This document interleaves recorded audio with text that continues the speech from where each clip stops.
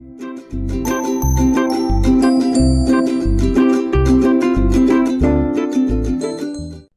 Stress matrix देखी थी, strain matrix भी देख लेते हैं।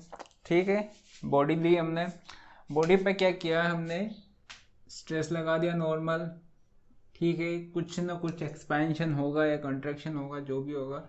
सपोज करो ये एक्सपेंशन हो गया तो हमें डेल्टा मिला, और हमारा स्ट्रेन यदि ये डायरेक्शन x, ये y और हमारा z डायरेक्शन है, तो हमारा ई x face x and direction x है ना, plane x and direction x, उसमें क्या हो जाएगा डेल्टा बाई l है ना। तो ये हमारा लेंथ l है। ठीक है, समझ में आ गया। वैसे ही इसमें यदि शेयर स्ट्रेस लगाएंगे, उसी में लगाऊंगा तो हौच पौच हो जाएगा। थोड़ा सा मैं बता दूं कि शेयर स्ट्रेस का इफेक्ट क्या पड़ेगा। ठीक है, शेयर स्ट्रेस लगाया ऐसा, ठीक है, तो एक हमारे पास रिएक्शन वाला स्ट्रेस, क्यों, फोर्स इक्विलिब्रियम के कारण, फिर ये मूवमेंट इक्विलिब्रियम के कारण, दोनों आ गए, समझ में आया। यहाँ यदि लगाया तो ये फोर्स इक्विलिब्रियम के कारण और ये दोनों मूवमेंट इक्विलिब्रियम के कारण। ठीक है, ये हमारा बॉडी कुछ न कुछ ऐसा डिफ्लेक्ट करेगा। ठीक है, हमारे पास फाई आ जाएगा, फाई है ना, तो फाई इक्वल्स टू ये यहाँ पे डेल्टा एच और ये हमारा एच, ये हो जाएगा डेल्टा एच बाई एच। लेकिन जो ये फाई हमारा आया है, ये तो टोटल आ गया। अब हमें पता कैसे चलेगा कि फाई एक्स वाई है या फाई वाई एक्स है। ये कैसा हो गया, टोटल शियर स्ट्रेन। समझ में आया होगा कि टोटल क्यों। देखो डिफरेंशिएट करता हूं मैं, यदि ये हमारी बॉडी थी, इस पर हमने शियर स्ट्रेस लगा दिया ऐसा, तो ये कुछ ना कुछ आगे बढ़ेगी।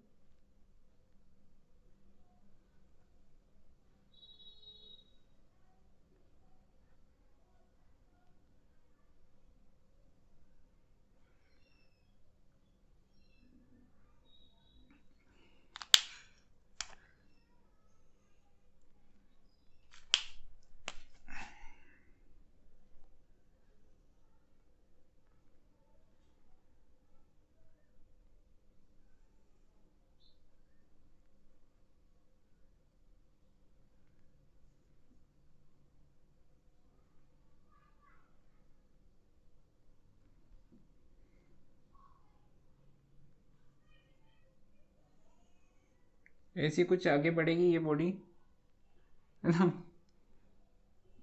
समझ लेना यार थोड़ा सा डायग्राम को। ठीक है, मतलब ये पॉइंट ज़्यादा ही दूर हो गया मेरे से, इतना दूर नहीं है ये पॉइंट होगा अराउंड यहाँ ऐसा।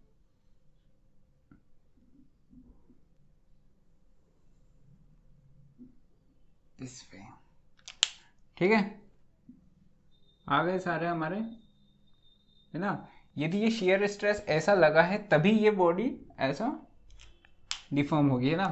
तो हमारे पास यदि इस वाले प्लेन पे जो ऐसा है उसका देखें तो यहाँ पे 5/2 आया और 5/2 इधर आया, जो कि मिल के हमारा टोटल स्ट्रेन मिलता है ना। इसी वाले को मैंने सही से बनाया दोनों स्ट्रेन का।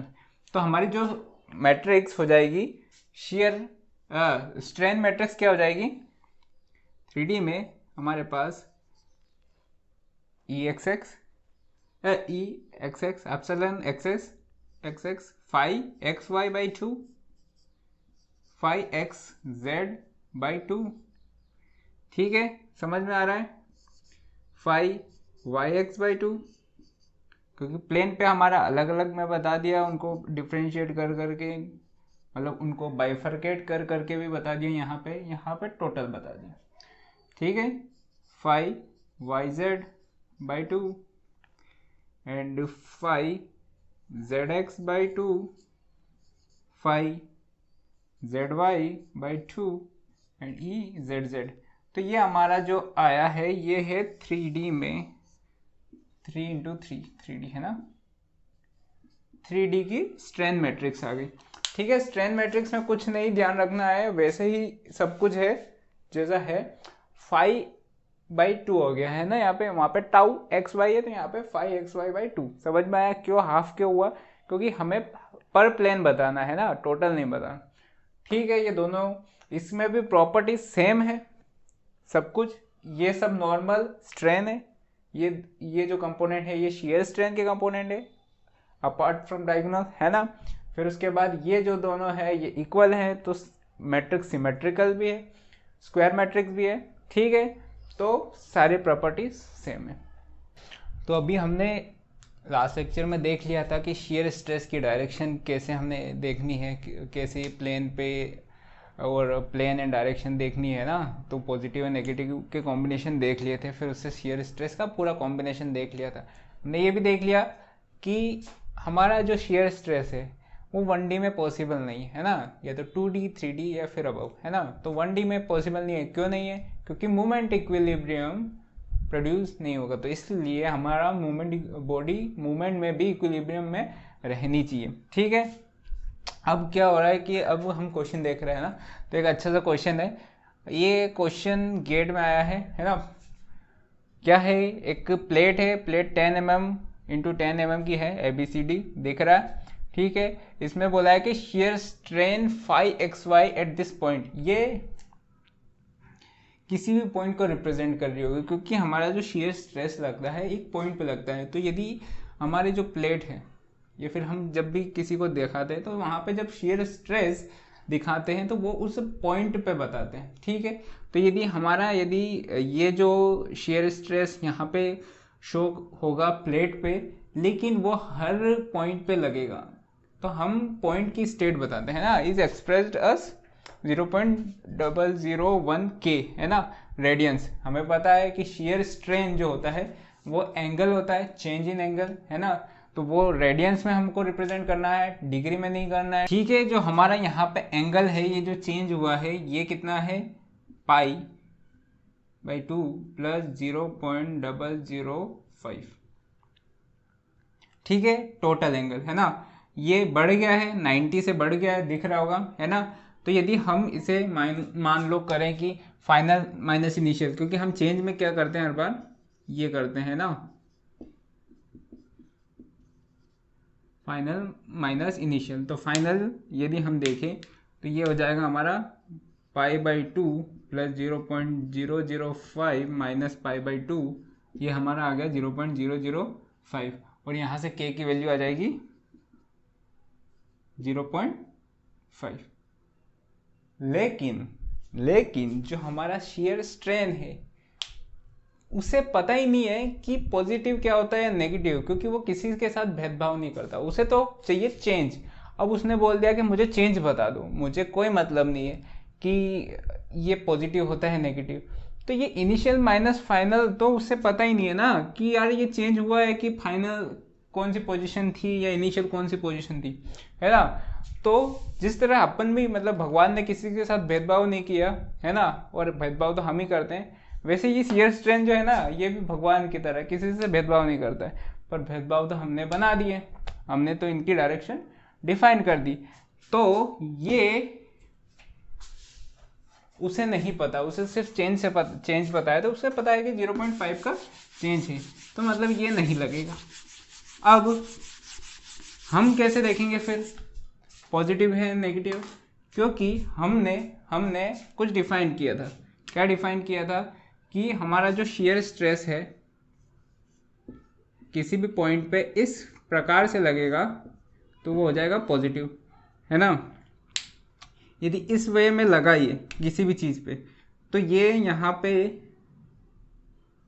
सपोज करो ये हमारा एक पॉइंट है, तो उस पर यदि शेयर स्ट्रेस इस वे में लगेगा तो ये इस वे में उसको डिफॉर्म करने की कोशिश करेगा, लेकिन जो हमारा यहाँ है वो तो अदर वे में है, मतलब हमारा जो शियर स्ट्रेस है वो इस वे में लगा है, दिख रहा होगा। मतलब हमारा जो एंगल का जो चेंज है वो क्या हो गया, नेगेटिव। समझ में आया क्यों? क्योंकि जो हमारा नेगेटिव शियर स्ट्रेस प्रोड्यूस कर रहा है उसे हम नेगेटिव शियर स्ट्रेन बोलते हैं। तो हमारा जो चेंज आया था, चेंज 0.005 का, ये नेगेटिव है। क्यों? Due to negative shear stress. समझ में आया? तो इसको यदि हम इससे यहाँ पे यदि हम दोनों का रेशियो ले ले तो के की वैल्यू आ जाएगी हमारी, क्या वैल्यू आ जाएगी हमारी, तो ये ऑप्शन सही है। तो अब समझ में आ गया कि हमें यदि मान लो शियर स्ट्रेन में डायरेक्शन या फिर उसका साइन देखना है तो कैसे देखेंगे, हम शियर स्ट्रेस से डायरेक्शन देखेंगे। ठीक है, मैंने बता दिया है कि हमें किस तरह से डायरेक्शन देखना है। चेंज तो हमें मिल जाएगा, चेंज मिलने में कोई बड़ी समस्या नहीं होती है। ठीक है, समझ में आया कि शियर स्ट्रेस कैसे बिहेव करता है। स्ट्रेन पता है हमें रेडियंस में ही रखना है, यदि यहाँ पे डिग्री में रहता तो हमें ये जो यहाँ पे रेडियंस में आया था इसको डिग्री में कन्वर्ट करके फिर इसके आंसर्स मैच करने पड़ते। समझ में आया? इतना ध्यान रखना, भले से कभी भी है ना ये मैच हो रहा हो मान लो 0.5 से ऐसे ही, वो यहाँ पे डिग्री लिखा है तो एक बार क्रॉस चेक करने के लिए, क्योंकि गेट है ना, दिमाग लगवाता है। नेक्स्ट ये क्वेश्चन है गेट 2021 सिविल सेट 1 है ना। ठीक है, ये क्वेश्चन आया है तो ये भी शेयर स्ट्रेस और का क्वेश्चन है। तो पहले हम देख लेते हैं कि क्वेश्चन में जो मोटा मोटी दिया था वो हम देख लेते हैं कि plate loaded under plane stress, मतलब 2D कंडीशंस है, ये है लीनियर इलास्टिक है मटेरियल, ठीक है, दे दिया, और edges are straight after displacement. जो भी होगा इसमें स्ट्रेस लगने के बाद ये एडजेस अभी भी स्ट्रेट है। फिर हमें क्या फाइंड करना है, फाइंड हॉरिजॉन्टल डिस्प्लेसमेंट एट ये, यदि हम इन कोऑर्डिनेट्स को इसको 0 माने तो ये हमारी जो प्लेट है 1 × 1 मीटर की है ना, तो ये हमारे पॉइंट्स आ जाएंगे। तो हमें 0.0 फाइंड पे क्या फाइंड करना है, डिस्प्लेसमेंट। अब इस डिस्प्लेसमेंट को फाइंड करने के पहले हम देख लेते हैं कि ये यहाँ पे हुआ क्या है इसके साथ, है ना, इसके साथ क्या जोर जबरदस्ती हुई है कि ये ऐसा हो गया। हम जब शेयर स्ट्रेस देख रहे थे तो हमें 2 टाइप्स के मिल सकते हैं यदि वो प्योर स्ट्रेस में हो। कैसा कि यदि ये जो स्क्वायर था या तो ये ऐसा हो सकता है जिसमें एजेस आर मतलब स्ट्रेट ही रहेगी और जो एजेस आर स्ट्रेट और यूनिफॉर्म है थोड़ा, है ना। और या फिर हमारे पास दूसरा क्या हो सकता है कि ये ऐसा हो जाए कुछ, है ना, 2 टाइप में। लेकिन यहाँ पे कुछ ऐसा नहीं दिख रहा है।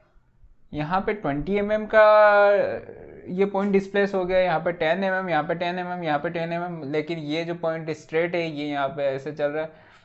मतलब प्लेन स्ट्रेस बोला है तो दोनों लगा होगा, या तो नॉर्मल स्ट्रेस भी लगा होगा, है ना, और हमारा जो शियर स्ट्रेस है वो भी लगा होगा। अब उन्होंने सारी कंडीशन दे दी और हमें बोल दिया कि भाई फाइंड कर दो। कैसे करेंगे जब स्ट्रेस नहीं दिया है? तो क्वेश्चन में जब स्ट्रेस नहीं दिया है तो हम क्या फाइंड कर सकते हैं? क्या करते हैं, ट्राई करते हैं। अब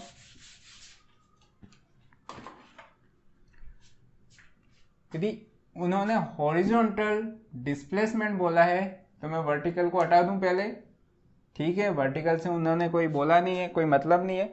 तो सपोज करो कि ये हमारी जो प्लेट थी यहाँ पे, यदि ये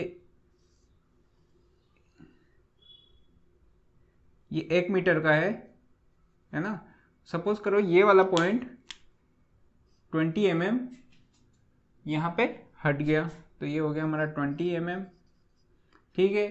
ये 10 mm पीछे खिसक गया, कौन सा पॉइंट, Q, ये हमारा P पॉइंट है, ये Q पॉइंट है,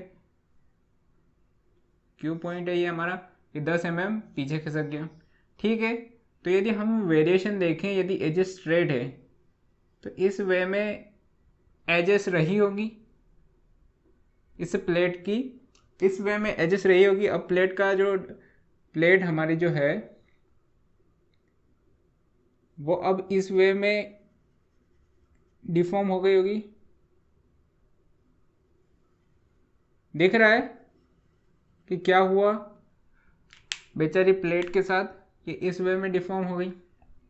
तो हमारा जो पॉइंट 0.5 है, 0.5 ये यहाँ पे होगा, इसके हाफ में, इस प्लेट के सेंटर में होगा, होगा कि नहीं होगा, यहाँ पे है ना 0.5, 0.5 ये x का कोऑर्डिनेट, ये y का कोऑर्डिनेट। तो हमें जो इस पॉइंट का डिस्प्लेसमेंट बताना है, तो ट्राई करते हैं कि यहाँ पे जो ये पॉइंट्स हैं इनका एक जो पॉइंट है यहाँ पे 0 आ रहा है जिसका हॉरिजॉन्टल में, उससे ट्राई करते हैं, फिर उससे होते होते यहाँ पे आ जाएंगे। ठीक है, तो ये जो हमारा एक ट्राइंगल बन रहा है, कैसा ट्राइंगल बन रहा है ये 20 mm, 10 mm, ये 1 मीटर दिख रहा है, दिखा। तो हम ये फाइंड करते हैं ये x कितना है। x फाइंड करने के लिए क्या करेंगे हम, ये हमारा 1 माइनस एक्स हो गया, समझ में आया कैसे हो गया, ये 1 मीटर है तो 1 माइनस एक्स हो गया, तो 1 minus x by 1 minus x by x, ये वाला x equals to 20/10। Similar triangle की प्रॉपर्टीज लगा दी, यहाँ से x आ जाएगा 1/x माइनस 1 इक्वल्स टू 2, ये हो जाएगा x 1/3। यदि ये 1/3 है तो ये 1/3 है तो ये 2/3। ठीक है, तो 0.5 की यदि हम यहाँ पे कहीं पे होगा 0.5 दिख रहा है, 0.5 का निकालें सिमिलर ट्राइंगल से फिर से, तो ये वाला जो डिस्टेंस है हमारा, ये कितना हो जाएगा, 0.5 माइनस 1/3 हो जाएगा, ये दिख रहा है, बोलो बोलो, दिख रहा है। और ये वाला जो डिस्टेंस है यहाँ से, ये 2/3 है, 0.5 को हम 1/2 लिखेंगे, और ये हमारा मान लो इसका जो है वो y है हॉरिजॉन्टल में, ठीक है, डिफ्लेक्शन, और हमारा इसका पता है हमें 20। तो यहाँ से जब हम इसको फाइंड करें तो ये 1/6, 2/3, ये हो जाएगा 1/4, 20/4, और y आ जाएगा हमारा 5 mm। ठीक है, क्या आ गया हमारा y 5 mm। अब यदि इस पॉइंट से यहाँ तक का टोटल इंक्रीमेंट 5 mm का है, तो हाफ डिस्टेंस पे कितना होगा इंक्रीमेंट,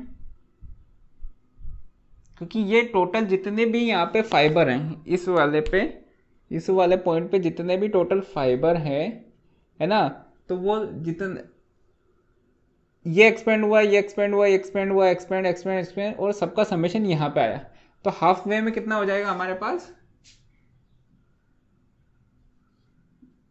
जो भी हम बोल दो कि डिफ्लेक्शन हॉरिजॉन्टल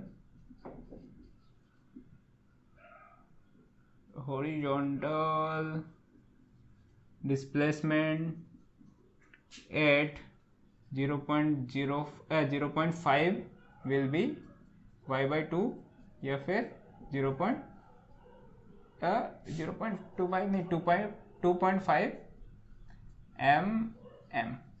समझ में आ गया, समझ में आ गया कि इस पॉइंट का डिफ्लेक्शन पूछा है। अब यदि मैं देखूं, इस हमारा आंसर आ गया, आंसर आने में कोई दिक्कत नहीं हुई, पर यदि मैं इस पूरे क्वेश्चन को देखूं तो मुझे ये समझ में आ रहा है कि यार ना तो मैंने स्ट्रेस का कंसेप्ट लगाया, ना स्ट्रेंथ का कंसेप्ट लगाया, ना कुछ भी नहीं लगाया, आंसर तो फिर भी आ गया। तो फिर मैंने किया क्या, गेट में मैं स्ट्रेस स्ट्रेंथ पढ़ के रहा हूँ, है ना। तो गेट है ना, जो गेट है ना हमारा, उसका जो सबसे सीक्रेट है ना गेट का, वो एक वर्ड में है, वो वर्ड ए ही जो वर्ड है अपना एप्टीट्यूड, वही इसका मतलब है कि गेट में आपको दिमाग लगाना है, आपको कोई मतलब नहीं है दूसरी चीजों से, क्या कितना पढ़ा हो या नहीं पढ़ा हो। यदि एप्टीट्यूड लगाया नहीं, कितना ही पढ़ लो, एप्टीट्यूड नहीं लगा रहे हो तो क्वेश्चन नहीं बनेंगे। अब ये अपना बेसिक 8th का मैथ्स है, कुछ नहीं है, सिर्फ उस क्वेश्चन को फ्रेम किया है, स्ट्रेस, प्लेन स्ट्रेस और ऐसा कुछ डायग्राम वगैरह दिया है ना। ये तो मैं बेसिक मैथमेटिक्स कर रहा हूँ, मुझे इसमें तो कोई ऐसी चीज़ है नहीं जो मुझे आज तक कभी पता नहीं हो।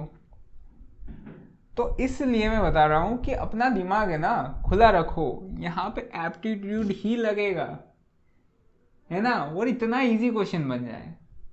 वरना ऐसे देखो तो ये बच्चों से वहाँ पे एग्जाम हॉल में होगा नहीं। और मैं गारंटी से बताता हूँ, यदि किसी को ऐसा समझ में भी आता है ना तो फर्स्ट बार में वहाँ पे जस्ट जो फर्स्ट बार में जैसे अपन करते हैं, अपन 2 या 3 राउंड्स में करते हैं, तो फर्स्ट राउंड में वो इस क्वेश्चन को हाथ भी नहीं लगाया। इजी क्वेश्चन है, क्योंकि कभी मान लो उसने देखा नहीं होगा या फिर कुछ उसको समझ में नहीं आया होगा तो वो रिस्क नहीं लेगा। और यही गेट की खासियत है कि जितना इजी क्वेश्चन है, हल्का सा भी डाउट आ रहा है ना तो वो तुम्हारा दिमाग वहां पे चकरा देगा। ठीक है, तो हमारा डिफ्लेक्शन मिल गया। वाई में भी डिफ्लेक्शन फाइंड कर सकते हैं क्या अपन? कर सकते हैं क्या? बताओ बताओ यार, वाई में भी कर सकते हैं, कैसे करेंगे?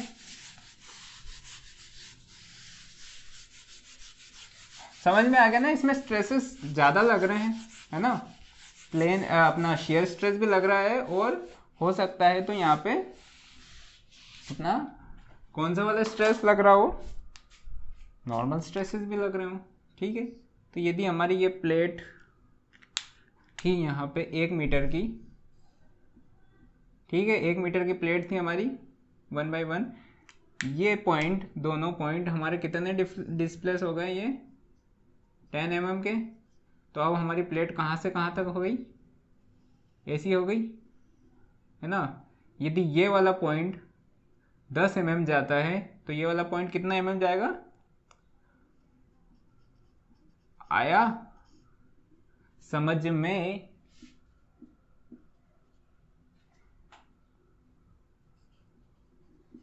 ठीक है, तो हमारा 0.0 जो पॉइंट था हमारा,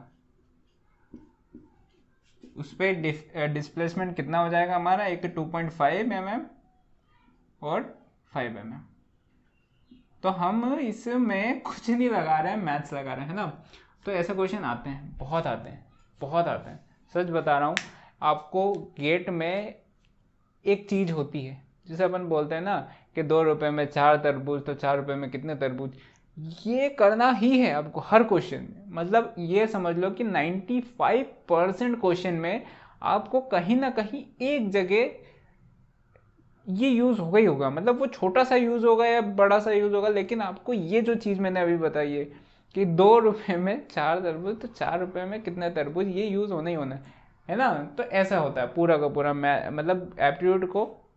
इसीलिए सबसे बेसिक चीज, यदि आपको कभी एप्टीट्यूड कमजोर लगे, सच बता रहा हूँ, यदि कभी होता है बच्चों के साथ ऐसा भी होता है कि उनको एप्टीट्यूड समझने में थोड़ा सा तकलीफ आती है। मतलब बोलते हैं कि यार उनका एप्टीट्यूड उतना ज़्यादा स्ट्रांग नहीं है ना, रीजनिंग एंड एप्टीट्यूड। तो उनके लिए एक एडवाइस रहती है कि आप है ना रीजनिंग एंड एप्टीट्यूड को 2 या 4 बार लगा लो, अच्छे से सारे क्वेश्चन को समझ समझ के करो, है ना। तो जब एक बार वो हो जाता है, दिमाग आपका खुलने लग जाता है कि ये चीज़ें क्या हो रही हैं, तो उसके बाद यूज़ होगा। और ये मान के चलो कि जहाँ फंसोगे एप्टीट्यूड ही काम आएगा गेट में, है ना। तो समझ में आ गया ये। नेक्स्ट बढ़ते हैं।